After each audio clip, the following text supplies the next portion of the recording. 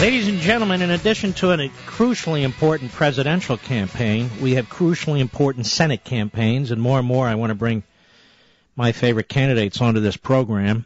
And we must elect solid constitutional conservatives to the Senate, certainly as a backup, just in case the wheels come off and Obama's reelected. But even if he's not, we've got a lot of work to do in this country to unravel what he's done. And one of the candidates who's running, who is a solid constitutional conservative, who I've endorsed, is my friend George Allen. George Allen, how are you, sir?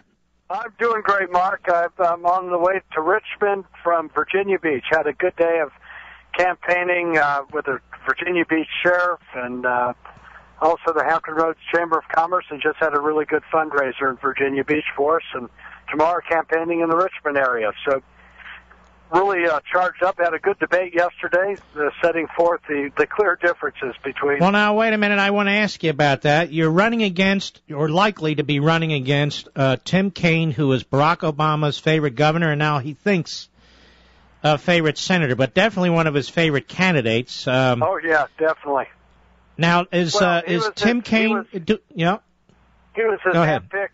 He was his handpicked chairman of the Democratic National Committee, and Tim Kaine, as governor, gave up so much of his time in his last year as governor to be promoting everything from Obamacare to the $800 billion stimulus that just left us bigger in debt without the jobs that were promised. So, on every significant issue, and most of which independents, Republicans, and some Democrats are upset with, whether it's counterproductive energy policy or this government takeover of health care, Tim Kaine's been on the side of the president and not on the side of the people of Virginia.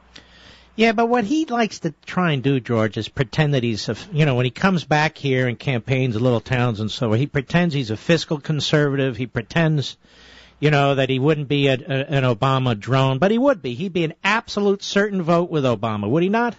Oh, of course he would. I said, well, why did you do that? And he said, to serve President Obama. And that the Obamacare issue came up during the debate, and he said he would not repeal it. I want to be the deciding vote. This is me, George Allen. I want to be the deciding vote to repeal and replace it. So there'd be no question he would be clearly a vote for all of these issues. And in fact, he's even now advocating tax increases on small business owners in the midst of a recession, which is what he did repeatedly, or at least tried to do repeatedly as governor. And so, you could talk about his record supposedly being a conservative. He's not. He tried to raise record tax increases, which were rejected, by the way, on a bipartisan basis by the Virginia legislature. So, he's been, in fact, he's doing a fundraiser with Senator Schumer in New York City next week. Wait a minute. Whoa. He's in New York with Schumer? Yeah, they're doing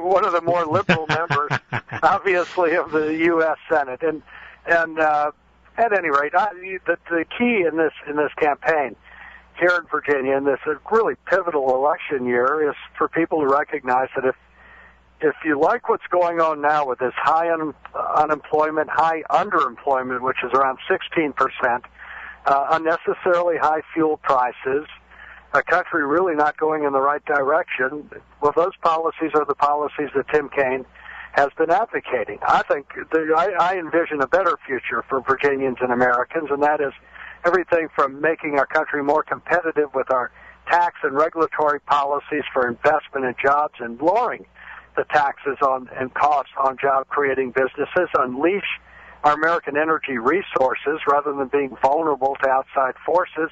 And on all these issues, Tim Kaine, along with President Obama, shutting down Virginia for oil and gas exploration, and Tim Kaine's also in favor of cap-and-trade energy tax schemes, which clearly would really hurt lower and middle-income working families more than anyone else, and is in effect economic unilateral disarmament for our country, because Russia and China and India and Brazil, none of those countries would impose that burden on them.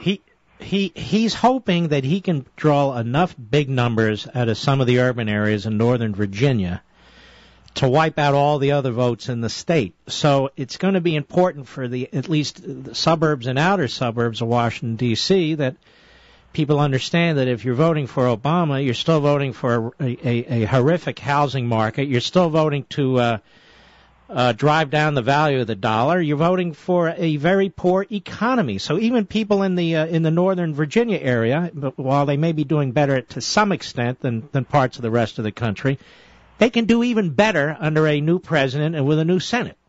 Yeah, definitely so. And also this attack on the military in Virginia is well positioned in supporting our military. In Northern Virginia, particularly in places like Prince William, Loudoun County, and Stafford, Fauquier, the outer suburbs, what the federal government is doing, and this is Tim Kaine's support of this as well, is forcing what are called project labor agreements or Davis-Bacon wages, which add 22% on average to the cost of a project that the federal government's involved in. And what that does in Northern Virginia is it means a lot of the Virginia contractors in Virginia, which is a right-to-work state, 95% are non-union, so they don't get the jobs. Then, with this extension of Metro out to Dulles Airport, if you increase the cost of that artificially by placating and pleasing the big union bosses, that means higher tolls, especially for folks coming in on the Dulles Toll Road from Loudoun and Prince William County or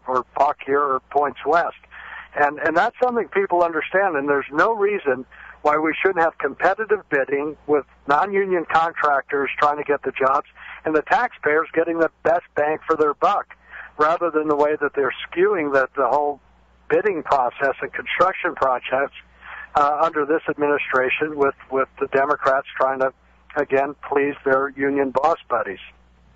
Yeah, so what you're saying is everybody should be able to compete for this. Should be a completely open process rather than having it fixed. Yeah. Exactly. And a contractor has to, obviously, whoever the contractor is needs to meet the requirements, and then you have competitive bidding for it. But if you force union wages on a contractor, they'll say, gosh, it's going to foul up my company, and if I do that, so they don't bid. So you end up with jobs from time to time in Northern Virginia that out-of-state contractors come in and take those jobs. But what people will understand, though, is if tolls have to be increased because of this on the Dulles Toll Road, that hurts a real strong part of our economy and along that corridor, and it affects families. And when you're talking about the outer suburbs, a lot of folks use that as a way to commute in and out of work. They may be going to Tyson's Corner. They may be actually working.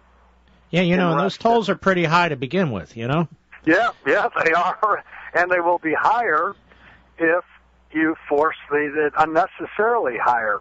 Well, let me just say this, because we're running out of time. If Tim Kaine is campaigning and fundraising with Schumer next week in New York, then Schumer's well aware and expects Tim Kaine to be another predictable vote for the big government, big left-wing agenda. Otherwise, he'd help him, but he wouldn't be helping him so close to home, I believe.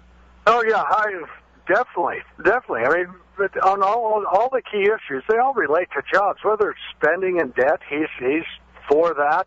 Tim Kaine's for raising taxes in the midst of this recession, which is consistent with what he tried to do as governor. He's for this health care monstrosity. He is for cap-and-trade energy tax schemes. He sits quiet. He refuses to even take a stand whatsoever on the Keystone Pipeline. So he would be a very reliable rubber stamp vote for the liberal Democrats in Washington, because he's been advocating and supporting all of their policies for the last 3 years, which has run up our debt by $4.4 trillion. That's 41% in 3 years, and sees nothing wrong with it or blames President Bush for it, or blames others. But we're talking to George Allen, who the liberals don't want to get elected. The media will be coming and attacking you, but we'll give you some air cover here. One last question, because I'm out of time. I assume Tim Kaine will also vote to give his stamp of approval to every left-wing activist judge that Obama wants to put on the... If Obama's elected, and I don't believe he will be, but if he is, he would vote to support every left-wing activist judge, and I believe we'll have some justices retiring, or to block any originalist a Republican president would nominate. So he'll hurt us on the judiciary, too, won't he? Oh, definitely. There's no question about that. He'd be a reliable vote for judges who are activists. And, of course, he has supported the justices that President Obama has appointed to the Supreme Court. And I don't think judges, by the way, ought to be making up the law. They ought to apply the law, not inventing it or using their own political views to make decisions. And I like justices like Justice Roberts and Scalia and Alito and Justice Thomas. Those are justices who apply the Constitution and they apply the law as passed by the people. And what's been going on right now is not just judges making laws, but you have unelected, unaccountable bureaucrats imposing all sorts of, telling us what our energy policy is. And, I think most Americans can make decisions for themselves. And we really need a federal government focused on its primary responsibility of national defense and otherwise stay the heck out of our lives and out of our businesses. Amen. Amen. Now, what is your website, your campaign website? GeorgeAllen.com. And we're also on Facebook and Twitter, and join us as a friend on Facebook. And we need folks from coast to coast as part of the A-team because this is a key battleground state. And if we win this, conservatives will take over the U.S. Senate. All right. God bless you, my friend. GeorgeAllen.com, and you take care, okay?